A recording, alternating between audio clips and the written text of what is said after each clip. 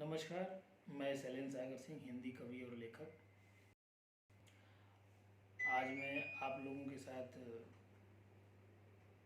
अपने कविता संग्रह और साहित्य दर्शन मुझे कहने दो भाग 1 के बारे में थोड़ी चर्चा। मेरा कविता संग्रह जो है 2 भागों में विभाजित है। पहले खंड में साहित्य दर्शन है और दूसरे खंड में 20 कविताएं हैं। ये मैं पहले भी आप लोगों को बता चुका हूँ। आज हम लोग साहित्य दर्शन के पहले खंड में जो 8 बिंदु हैं उसमें प्रथम बिंदु की चर्चा करेंगे। पहला बिंदु जो है वो साक्षी भाव के बारे में है। एक आम आदमी से एक साहित्यकार की जो प्रक्रिया है उसमें साक्षी भाव का महत्व है। साक्षी भाव क्या है? साक्षी भाव के होने से आम आदमी के जीवन में क्या परिवर्तन आते हैं और उससे एक आम आदमी किन रूपों में लाभान्वित होता है, साहित्य सृजन में उसकी क्या उपयोगिता है, इन सारी बातों के बारे में हम लोग आज चर्चा करेंगे। पहले हम लोग जान लेते हैं साक्षी भाव क्या है। हर आदमी अपना जीवन जीता है। जीवन जीने की जो प्रक्रिया है वो एक प्रवाह के रूप में घटित होती है। हम जीवन जीते हैं, जीवन जीते ही चले जाते हैं, लेकिन जीवन में ऐसे क्षण बहुत कम आ पाते हैं कि हम जीवन दर्शक के रूप में देख पाएँ। हम जीवन के प्रवाह में थोड़ा रुक कर, थोड़ा ठहर कर जीवन के बारे में थोड़ा सोच पाएँ, ऐसा बहुत कम हो पा रहा है। जब जीवन में इस तत्व का प्रादुर्भाव होता है कि हम जीवन को थोड़ा रुक कर, थोड़ा ठहर कर देख पाएँ कि आखिर जीवन जा कहाँ रहा है, जीवन में उचित क्या है, अनुचित क्या है, या समाज का प्रवाह किधर जा रहा है, राजनीति का प्रवाह किधर जा रहा है, अर्थव्यवस्था सर्व कल्याणकारी दिशा में जा रही है कि नहीं। जब इन सारी बातों पर विचार किया जाता है तब हमें साक्षी भाव का उदय होता है, ऐसा हमें समझना चाहिए। साक्षी भाव का अर्थ है दृष्टा होना, साक्षी भाव का अर्थ है दर्शक होना, साक्षी भाव का अर्थ है कि खेल के मैदान से बाहर दर्शक दीर्घा में बैठ के देखना, हार जीत की भावना से मुक्त होकर, हार जीत की भावना से अलग होकर अपने को एक दर्शक के रूप में जब हम रख देते हैं, भले ही दर्शक के रूप में जो हमारा ये रखना है वो क्षणिक ही क्यों ना हो, वो अल्पकालिक ही क्यों ना हो, लेकिन तभी हमें साक्षी भाव का उदय होता है और तभी हम जीवन को देख पाते हैं एक दृष्टा के रूप में, और तभी हमारे अंदर कुछ कहने की, कुछ विश्लेषण करने की, कुछ विवेक न्याय करने की क्षमता पैदा होती है।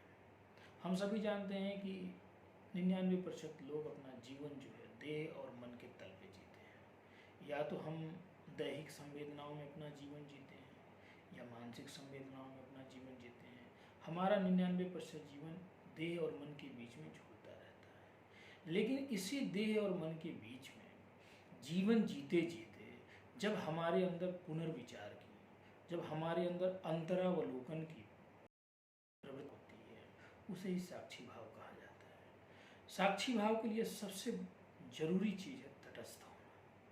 तटस्थ होना, थोड़ा दूर हटकर चीज़ों को देखना। जब ये चीज़ें आने लगेंगी तब साहित्यकार के लक्षण पैदा होने लगे, ऐसा समझना चाहिए। जीवन जिस रूप में है, जीवन जिस रूप में गतिशील है, जीवन जिस रूप में प्रवाहमान है, बहुत कम लोग साक्षित्व को प्राप्त कर पाते हैं। जीवन आदमी निरंतर जिए चला जाता है, जीवन को आदमी निरंतर लिप्त भाव से जिए चला जाता है, लेकिन अलिप्तता, तटस्थता या दूर हटकर देखने का स्वभाव बहुत कम अर्जित हो पाता है। जब यह स्वभाव अर्जित हो जाता है तब हमें समझना चाहिए कि हमारे अंदर साक्षित्व का उदय हो चुका है। जैसे किसी ऊंची मीनार को देखने के लिए थोड़ा पीछे हटना पड़ता है, तेज प्रवाह में स्नान करने के लिए जंजीर पकड़नी पड़ती है, उसी तरह से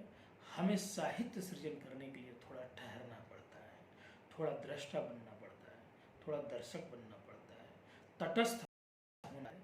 हार जीत, राग द्वेष से मुक्त होकर एक तटस्थ दर्शक के रूप में हमें वस्तुओं को, विचारों को, संवेदनाओं को, परिस्थितियों को देखना पड़ता है।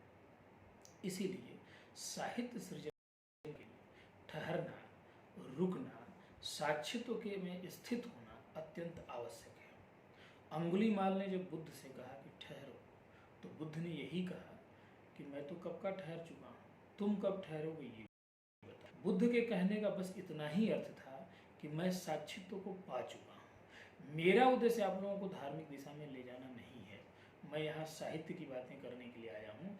लेकिन मेरे कहने का तात्पर्य मात्र इतना है कि जब तक आपके जीवन में साक्षी भाव का उदय नहीं होता, जब तक आप अपने जीवन को तटस्थ रूप से ऊपर उठ के देखने की कला नहीं सीख जाते, जब तक आप अपने समाज को ऊपर उठकर देखने की तटस्थ भाव से कला नहीं सीख जाते, जब तक आप अपनी राजनीतिक परिस्थितियों को, आर्थिक परिस्थितियों को तटस्थ भाव से, राग द्वेष से मुक्त होकर ऊपर उठकर देखने की कला नहीं सीख जाते, तब तक आप एक सच्चे साहित्यकार नहीं बन पाएंगे।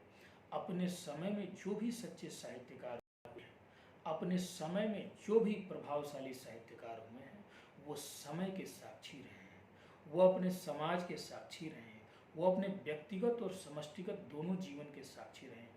चाहे वो तुलसीदास हों, चाहे वाला हों, चाहे वो मुंशी प्रेमचंद हों, चाहे आचार्य रामचंद्र शुक्ल हों, चाहे जयशंकर प्रसाद हों, चाहे मुक्तिबोध हों और चाहे धूमिल हों, जितने कालजयी रचना प्रदान करने वाले कवि हैं, जितने भी कालजयी रचना प्रदान करने वाले साहित्यकार हैं, सब में साक्षी भाव रहा है। समय, समाज और व्यक्तिगत जीवन पर एक पैनी नजर रही है। इसके बिना कोई भी साहित्य सृजन नहीं हो सकता। इसलिए आज हमारी चर्चा का केंद्र साक्षी भाव है कि साक्षी भाव के उदय के बिना, साक्षी भाव के पैदा हुए बिना, साक्षी भाव में स्थित हुए बिना हम साहित्य सृजन नहीं कर सकते। इसके बिना हम साहित्य सृजन की प्रक्रिया भी नहीं समझ पाएंगे, इसके बिना हम साहित्य सृजन में नहीं उतर सकते।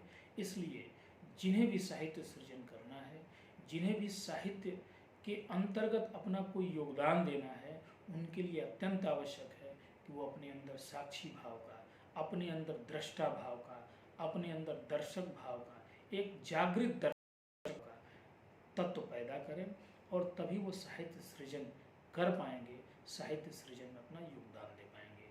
आज की हमारी चर्चा यहीं समाप्त होती है। आप लोगों ने मुझे बहुत मनोयोग से सुना, इसके लिए आप लोगों का बहुत आभार। और मेरे नए वीडियो सुनने के लिए आप लोग मेरा चैनल सब्सक्राइब कर दें और बेल आइकन को प्रेस कर दें। हम फिर मिलेंगे एक नए वीडियो के साथ, इसी तरह की एक साहित्यिक चर्चा लेकर। तब तक के लिए आप सब